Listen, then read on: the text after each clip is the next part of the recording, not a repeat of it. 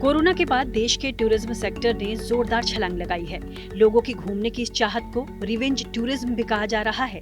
खैर, नाम तो इसे चाहे जो दिया जाए, लेकिन इससे होटल इंडस्ट्री में जबरदस्त बूम दर्ज किया जा रहा है। अब होटल एसोसिएशन ऑफ इंडिया और बिनोरी नॉलेज की विजन 2047 इंडियन होटल इंडस्ट्री की रिपोर्ट में ये दावा किया गया है कि देश की जीडीपी में 2047 तक होटल इंडस्ट्री का कुल योगदान $1 ट्रिलियन का हो जाएगा। विदेशी और घरेलू टूरिस्टों की बढ़ती संख्या को देखकर ये अनुमान लगाया गया है।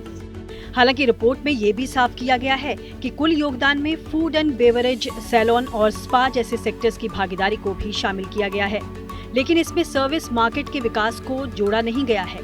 विजन 2047 रिपोर्ट में कहा गया है कि 2022 में देश की जीडीपी में होटल इंडस्ट्री का योगदान 3.33 लाख करोड़ रुपए था और इसके 2027 तक 5.66 लाख करोड़ रुपए होने का अनुमान है।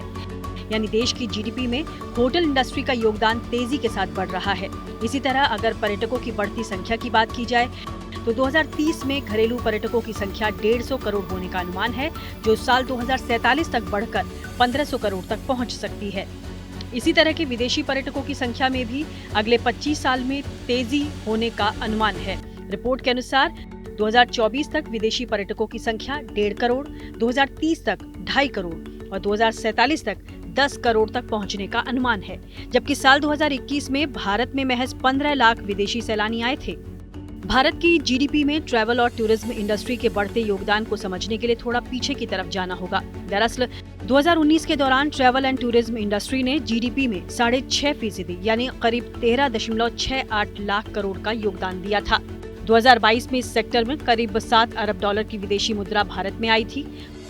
होटल इंडस्ट्री के अनुसार अगर भारत को इस उद्योग के सहारे दुनिया में अपनी छाप छोड़नी है तो 2 टियर और 3 टियर शहरों के साथ ही गांवों में भी पर्यटन को विकसित करने की जरूरत है।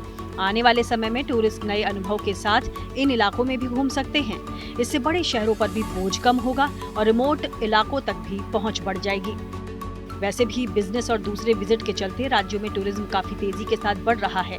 टेक्नोलॉजिकल डेवलपमेंट, पर्यावरण, सामाजिक स्थिरता और सरकार की नीतियां इसके विकास में काफी मददगार साबित हो सकती हैं। लेकिन एविएशन और ट्रांसपोर्ट के विकास और रिमोट एरिया तक कनेक्टिविटी के बगैर 2047 का ये लक्ष्य हासिल करना आसान नहीं होगा।